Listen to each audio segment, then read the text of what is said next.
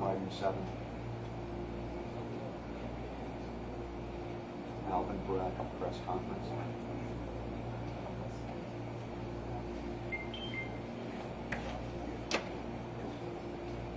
Thanks. Thank you. Good night.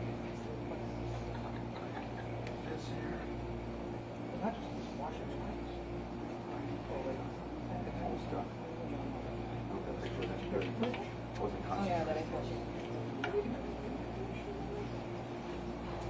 Edgar. Oh, cool.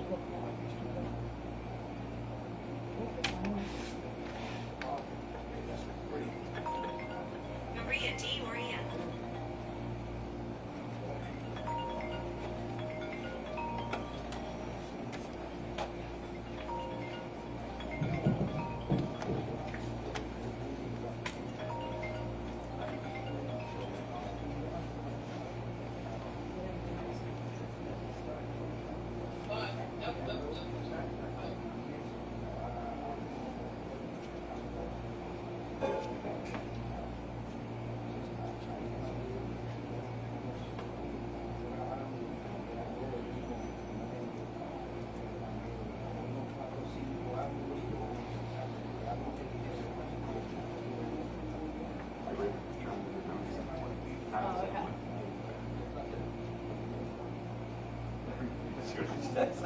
I'm part of it. I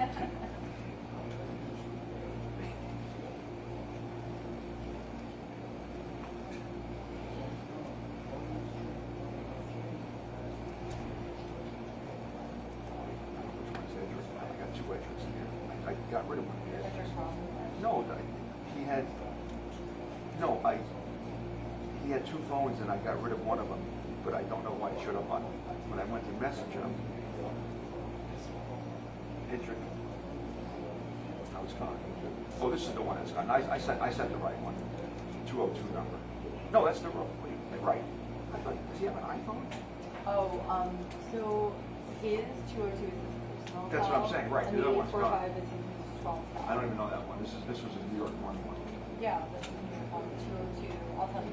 Yes, 202-276-927. That's his personal. From Washington D.C. What's? How do you get rid of this thing? Like it always pops up. How do I get rid of it?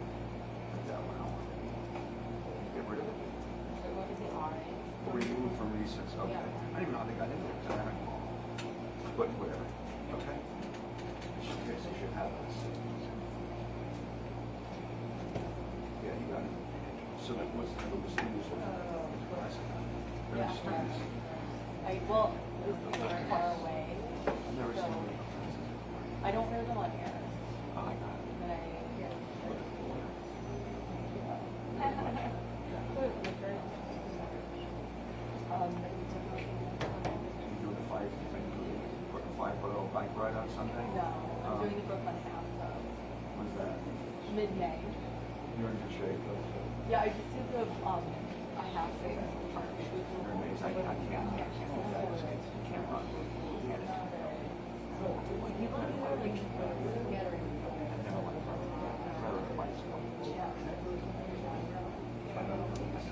My knee is clicking forever. It's always clicking. I don't know why this guy clicks when I run.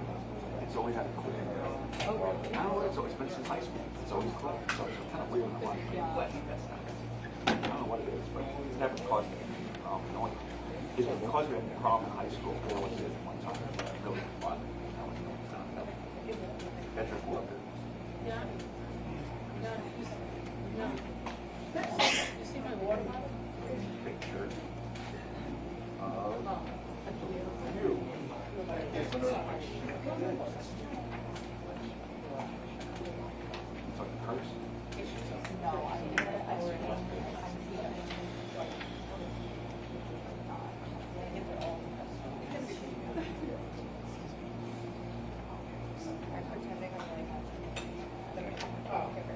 That's cool.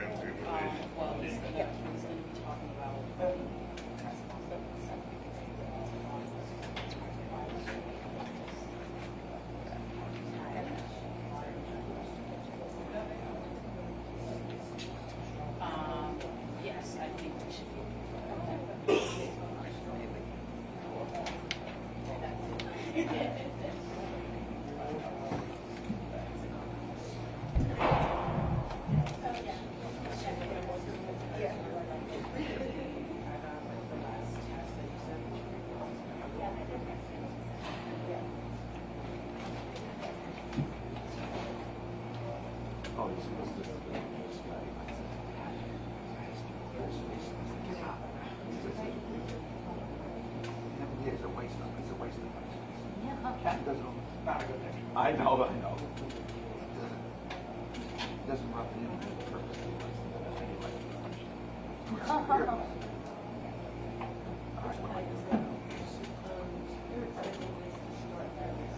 You said they're going to give it to you? Yeah. Oh, good.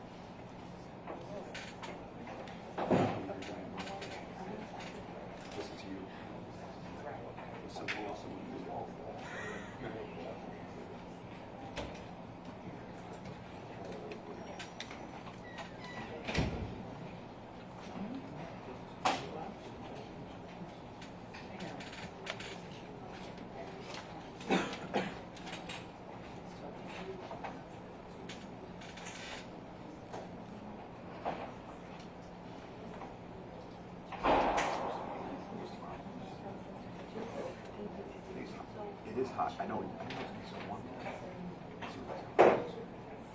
72 it says.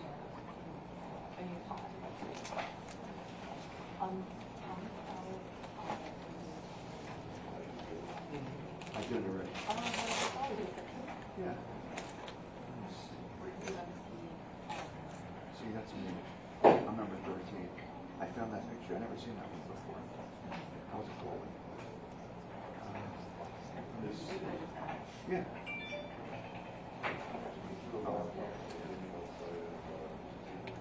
That's me presenting the guy his trophy. Wait, that's not. That was San Marcos. I did it by myself. So it was a Hall of Fame ceremony? Yeah. Banquet. Aww. Right. That guy. He's a former teammate. I mean, this is the room was like 300 people. Wow. That's one of the guys. That's another one of the guys. That's the room.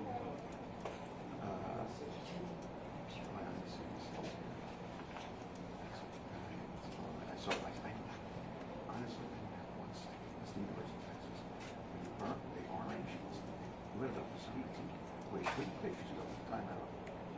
There should be more stuff next night. I go, what happened? That's my car. No, it's not. Sure. That is. Oh, that's me. So you were like just like I was the MC. Yeah, but what happened was, they did the things beforehand. I was just calling it call something. What the hell was that? I understand.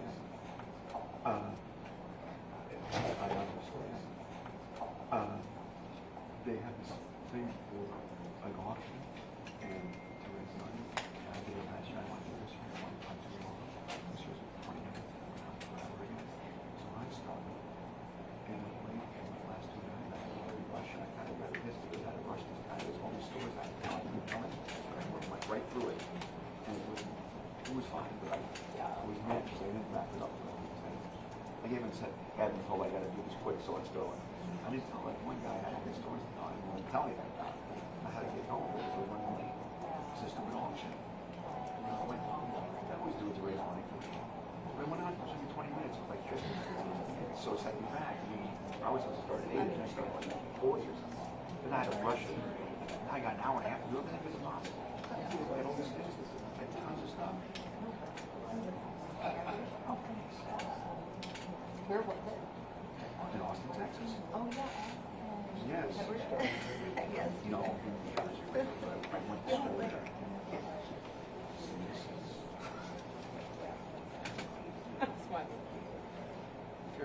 That was, I did the last time was a tie. That was the same last time also. I worked with work time. And this is when I was,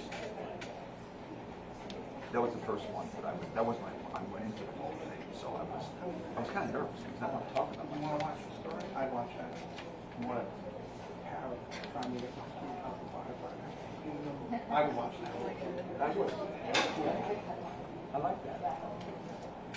So when I talk about myself, I was like, I feel comfortable. But when I talk about other people, it's more fun to talk about other people. I don't want to talk about myself. Thank you very much. Yeah, I'm good at that. I know it just takes a lot of research to do all the, like, I don't know the person. I don't know this. I find out information. It takes a lot. You can do that. I can definitely. You would be good. Yeah, sorry, I just don't know that's what posting is. Yeah. My friend, how much money? Yeah, it takes a lot of time to get hired. I find that you can do this for a second. It's forever. It's going to be forever. I mean, there's 6 guys, and then the other thing I talk about, so it's not, I'm not just talking about how many goals they score, I'm talking about the person. That's the whole thing, it's all those things. Trying to figure out what to put in there, what not to do. Whatever.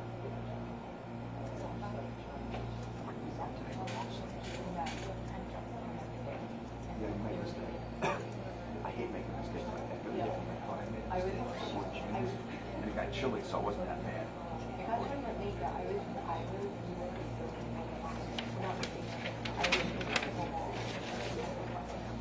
I've never seen that play. it's fun, yeah. I've never played it. I've never seen it. We actually did, was it Monday? It was real hot. Was it Monday? Yeah. So I had shorts on like this, but really hot. Oh, in Columbia. So I just had some shorts, and a t-shirt. And I changed in the car. I said, I'm it's so hot. It's so much. Even wearing this, you get a little. I'd rather wear a t-shirt. A run short, whatever. Or comfort. You know what's funny? I almost wore gray shorts today. I would have been really great. I switched over. I said, I would have. I've had the great light shorts.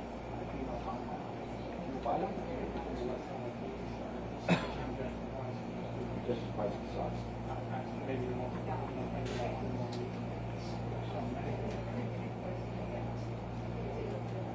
You know, actually, Ken. This is Ken. I'm Kenny. He's Kenny. You guys went up. But not to be the sales. Smart. He's a smart guy. What makes you think I'm not smart? I didn't say that. I'm not smart. Yeah, I didn't mean smart that way. Smart. That's you didn't do it. You have it. Yes, mommy. Yes. I don't know. No, I'm gonna step in. You live on the west side, right? Which side do you live on? You're on actually Park Avenue. You're on Park Avenue side. Yes. I'm not gonna call you. I said.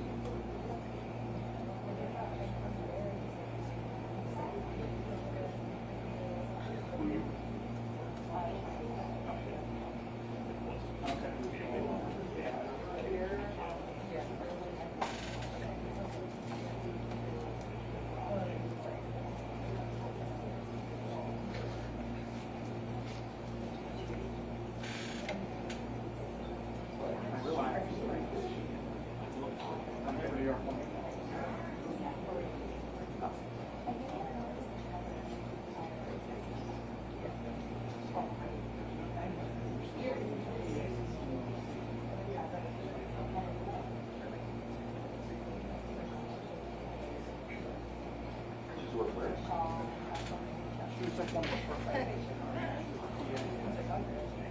Oh, yeah.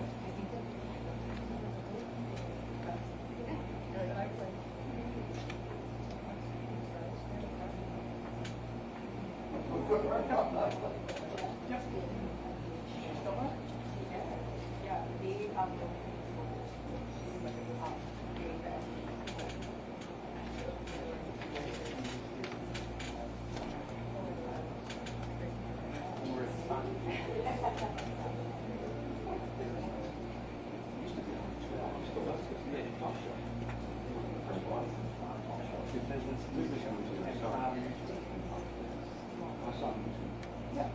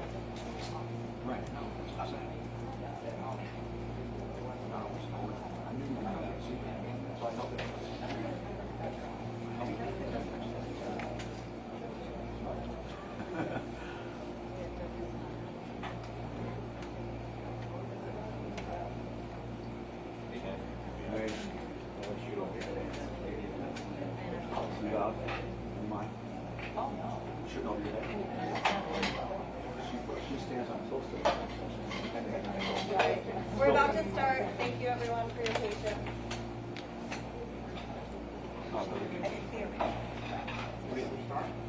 What was that? Did you say we're going to start, or you just said? Yeah, we're not even gonna try it. Oh, I said we're about to start. Oh, In okay. like a minute. Sorry. Okay, cool. Okay.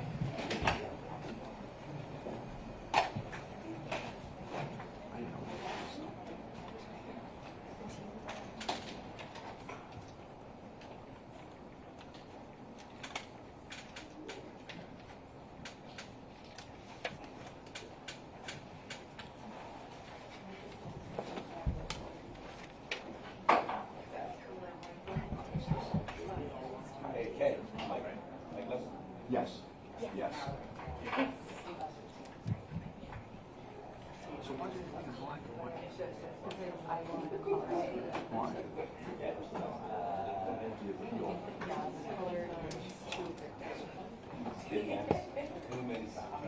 You like black and white pictures?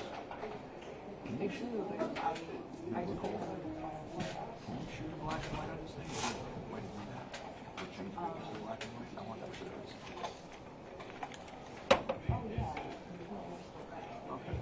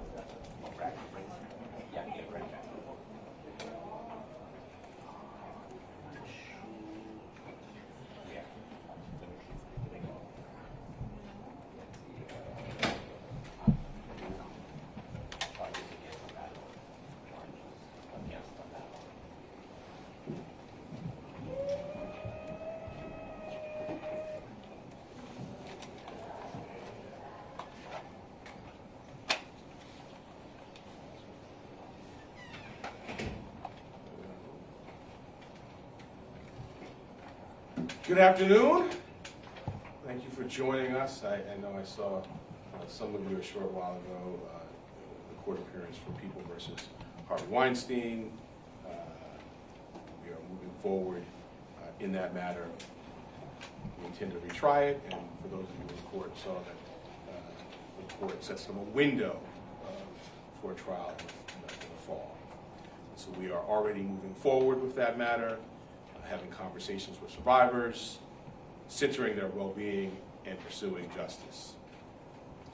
We are here now because the work of the office goes on in so many ways. As those of you who cover the office know the breadth of our work, and that work continues. We have the expertise and resources to take on tough cases while driving down crime alongside our law enforcement partners.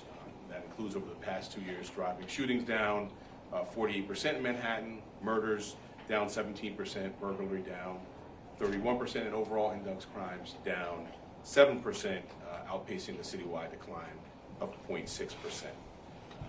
There's more work to do, which is why we're here today to talk to you about this matter, which affects housing and our public safety. I want to start by thanking a couple of our team members who are on their way from court. So maybe actually I will thank them in absentia, but the chief of our housing and tenant protection unit. Actually, I'm going to wait. I'm going to re-thank them at the end. So I will thank our other law enforcement partners, our great commissioner of the Department of Investigation. And I smile because we have such a warm partnership across a number of areas, and so many things that we do we could not do. And I do want you to see the team that has really built this great case alongside DOI there in court coming back from the arraignment. So I will introduce you to them when they arrive. Safe and affordable housing, quite simply, is a public safety issue. When New Yorkers experience housing instability, they're often pushed to the brink, which can lead to poverty, homelessness, and crime. In Manhattan, as many of you know, we are in the midst of a housing crisis with sky-high rents, meaning tenants have few options, and unscrupulous landlords looking to take advantage. And too often that looks like what the photos depict here. Broken doors and locks, letting anyone walk right into someone's home. Entryways shrouded in darkness because the electricity was turned off. And extensive leaks that cause structural damage, leading to the collapse of multiple ceilings, including one on top of a toddler in his very own bedroom. When a tenant sent a video to the defendant of her ceiling full of water, this is depicted to the left here, leaking and about to break open, the defendant responded by saying he should poke a hole in it. Luckily, instead, she decided to call the fire department. And when the fire department arrived, they touched the tear. The ceiling collapsed immediately. The fire department told her this was an emergency, unsafe, and indeed shocking, and that it needed to be fixed immediately. The defendant, in stark contrast, showed absolutely no concern, no urgency, only sending someone to nail a plywood board over the hole. And that's depicted here, just some of the evidence in this investigation. These are horrific conditions. We allege the defendant knowingly and purposely refused to correct in a concentrated effort to harass his rent-stabilized tenants in at least 5 buildings in Manhattan. Harassment that was intended to drive them out when they could no longer bear the decrepit state of their own homes. Harassment that would eventually turn into, as the defendant hoped, a huge profit when the buildings were empty of our fellow New Yorkers and therefore easier to sell. To that end, we allege he forced his tenants to live in unthinkable conditions, long periods without heat or hot water in the middle of the winter, especially during the holidays, inadequate security to prevent squatters from using vacant apartments for criminal activity, and many, many more violations. Accordingly, the defendant is charged in a New York Supreme Court indictment with multiple counts of harassment of a rent-regulated tenant, a first in New York State following the law's relatively recent enactment, as well as endangering the welfare of a child. His conduct did not stop there, we allege.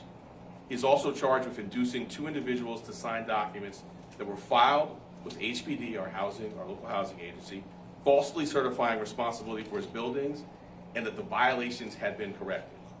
By doing so, he allegedly insulated himself from the consequences of dangerously neglecting his buildings. He and his companies face, for that alleged conduct, numerous charges of offering a false instrument for filing. The multiple layers of LLCs combined with individuals who signed documents but in fact had no connection to the buildings made it nearly impossible for tenants to know who to go to for help. Many of them band together to clean their own properties and address their safety concerns themselves, demonstrating the heart and determination of true New Yorkers, but they should not have had to. The onus is on landlords and property owners to keep their tenants' homes safe. Here, we allege the defendant shirked that responsibility time and time again and to the detriment of his tenants. To close, I want to elaborate on my earlier point about housing. Secure housing is a human right. It's also key to our safety. So our ongoing housing and tenant protection work isn't just about doing the right thing. It is about these tenants' safety and indeed all of our safety. Frequent evictions and high turnover means people don't know their neighbors. They don't know who lives in the building and who doesn't. Units that stay vacant may be taken over by people looking for a place to commit crime, and we have seen that. So protecting rent-stabilized tenants protects them and their families, but equally as important, it protects all of us. So here at the Manhattan District Attorney's Office, along with our law enforcement partners, we are dedicated to protecting Manhattanites from systemic criminal activity among landlords and developers, from patterns of criminal harassment to fraud of government programs to deed theft. If you're aware of these kind of circumstances, we urge you to call our Housing and Tenant Protection Unit at 212-335-3300 or email dannyhousing@danny.nyc.gov. Through this work, we make our safeties and communities safer and more equitable. So I thank you, and I see we were joined. Peripheral vision is working well by our team that was in court. Hope Corenstein, the Deputy Chief of the Financial Frauds Bureau, who was here earlier, Kofi Sanscott, the Chief of the Financial Frauds Bureau, and Chike Ibubuche, the Chief of our office's Housing and Tenant Protection Unit. So I want to thank them for their leadership and their great work on this. And then I want to turn the podium over to my colleague and our stalwart law enforcement partner, Commissioner Strawberry. Thank you, Alvin. Good afternoon. No one should have to live in the conditions that the defendant landlord tenants endured as alleged in the indictment. The city has a range of options to address derelict landlords who violate the city's building and housing maintenance codes. But when landlords fail to remedy those violations, creating unlivable and dangerous conditions that persist despite the city's efforts, and especially where, as here, there is allegedly evidence that a landlord's neglect is part of an intentional effort to push out rent-regulated tenants, we will not hesitate with our partners to pursue criminal charges. As the district attorney explained, his office's Housing and Tenant Protection Unit was created to target criminal harassment of tenants by unscrupulous landlords, filling a critical need in New York City, where a majority of residents rent their homes and approximately half live in rent-regulated apartments. DOI is proud to be a partner in that effort. This investigation developed, in part, from DOI's work in 2022 with the City Department of Housing Preservation and Development, known as HPD, to conduct inspections of buildings and to ensure compliance with the city's self-closing door regulations, which help prevent fires and smoke from spreading. We began these inspections after a fatal fire in a high-rise building, Twin Parks Northwest, unrelated to this case, failed to follow those regulations. DOI and HPD focused inspections on buildings with extensive violations of the Housing Maintenance Code, which led investigators to the defendant's buildings. At some of those buildings, DOI observed conditions including rodent infestations, broken windows, and defective doors, leading HPD to issue various code violations. Those conditions, as well as others, including lack of heat and hot water in the winter, persistent leaks, and inadequate security leading to criminal activity in building common areas, are alleged in the indictment filed today. As is also alleged, the defendant sought to protect himself from the consequences of his misconduct by making false filings with HPD concerning the true ownership of his buildings. When landlords fail to provide true and accurate information about their properties, their actions hinder HPD's ability to protect tenants by promptly pursuing administrative remedies for housing code violations. It is also important to note that prior to this indictment, HPD and the city brought many motions for contempt and civil penalties against this defendant and his properties for failure to comply with court orders to correct housing code violations. When the defendant persisted in his refusal to comply as to 2 of his properties on 170th Street in Manhattan, HPD sought and obtained a warrant for his arrest for civil contempt of court, resulting in his incarceration. Now, in all of our investigations, and particularly where, as here, the investigation raises serious public safety concerns, DOI considers whether policy and procedural reforms are warranted. And to that end, DOI has issued today several recommendations to HPD intended to strengthen its response to landlords who persistently neglect their properties. These recommendations include more frequent pursuit of court-ordered remedies, in particular contempt findings and arrests of landlords where warranted, more stringent registration and disclosure requirements to enable HPD to accurately identify building owners, and additional staff to handle all aspects of the inspection and violation process. We have copies of these recommendations with us, which include more detail about our proposals, and we will post them to DOI's website today. HPD is seriously considering these proposals, and I thank them for their cooperation in this investigation. I also want to thank, in addition to the entire team that worked this case here at the District Attorney's Office, in particular, ADA and Chief of the Housing and Tenant Protection Unit, Chike Ibabuche, Manhattan DA Detective Investigator Samuel Morales, and Senior Financial Investigator Lana Wong, who worked this case with DOI. And at DOI, I want to recognize the outstanding work of Special Investigator Emily Caswell, Deputy Inspector General Parvati Persad Tran, and Inspector General Michael Morris. Thank you. So we'll move to Q&A in a moment, but before we do that, I just wanted to address briefly events that took place at Columbia University and City College last night.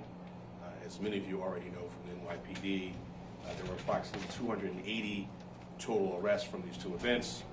About 170 of those are summonses, and the remaining 100 are either desk appearance tickets or cases that are making their way through the system today and this evening. As my office does in every instance in all of our work, we will look carefully at each individual case on our docket and make decisions based on the facts and the law. That will include a thorough review of body cam footage and interviews with witnesses. In terms of scheduling, the earliest arraignments will probably be later this afternoon or this evening, and we may have more information available for you then. All right, do we have any on-topic questions about the landlord case? Yes, Madam? Could you talk a little bit about the ceiling that fell on the baby, how old the child was? Was the child, he or she, injured or anything like that? So I studiously avoid talking about the child, other than to say that we have the charge of the indictment, the circumstances that led to it.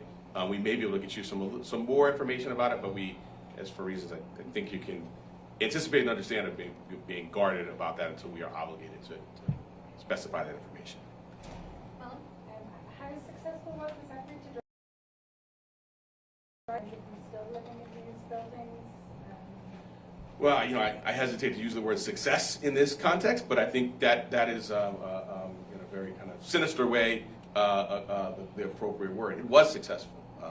And I think when you look at these conditions, you can see why someone would not want to live. And so it was successful in part, so they're not completely vacant, which we allege was the goal for profit-making objectives.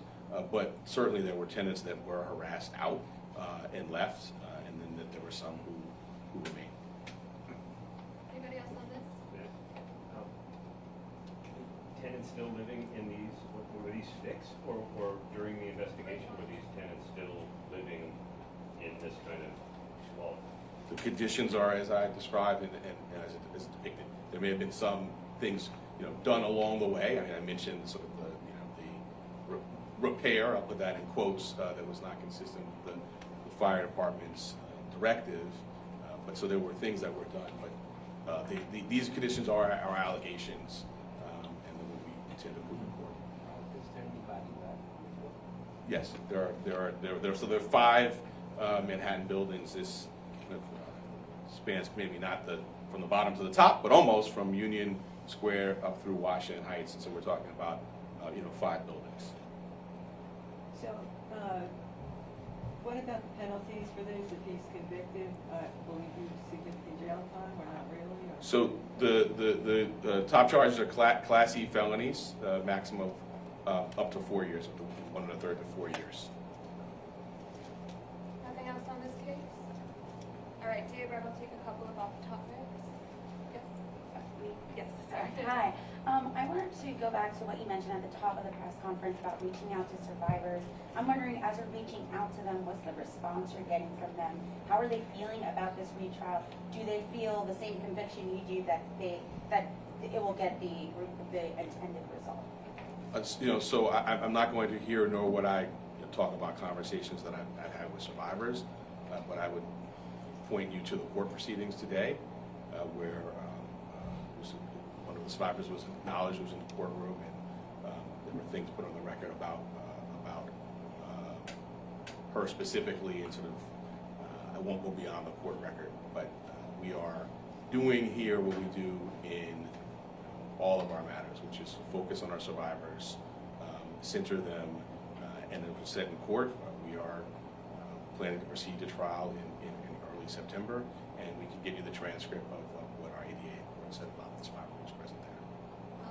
Can you speak to how the ruling by the New York Court of Appeals impacts the case that prosecutors can hold in court, and how it might look different to the trial that we saw 4 years ago? So, the Court of Appeals decision certainly restricts us from using evidence that was used last time. But to be clear, we believe that we have a strong case. And again, I'll refer you to the court proceedings when excerpts from the Court of Appeals decision were read about witnesses' testimony and how it was unequivocal. And so we look forward to having a new day in court and the Court of Appeals decision not being the last word or chapter on this. Take 2 more questions. Is the case weakened if Mimi Haley doesn't decide to testify? You guys have to narrow the scope. I'm not going to speak about any particular witness, but I would point you to the Court of Appeals decision, the comments about the evidence that was introduced that is still available to us under that ruling, and to the court proceeding today. We are moving forward. We're centering survivors and seeking justice. We're going to do that, and as was put on the record, as early as this fall. And final question, Aaron. I know you're still going through the Columbia cases, but are you able to generally categorize maybe how many are Columbia affiliated people or versus the outside agitators that the police said they found evidence of? And then I wondered, as a corollary, when you saw what unfolded, did you have a particular thought about the operation, or knowing that you would eventually have to deal with the sort of the aftermath? So, let me say the first part again. The police had said that they believe that a significant number, and they haven't said, are outside agitators versus people affiliated with Columbia. Do you have a sense yet of a breakdown or how and whether that's true? I do not have a breakdown of that. Certainly something, as we will learn as we proceed, what whether someone was a student or not, something that we will learn, but do not have that at this time.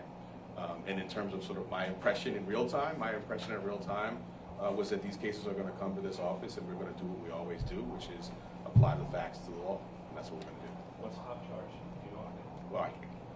Well, part of our review in the facts is to determine what the charges will and should be. All right, thank you all. Do you read professional educators? That's it, your name?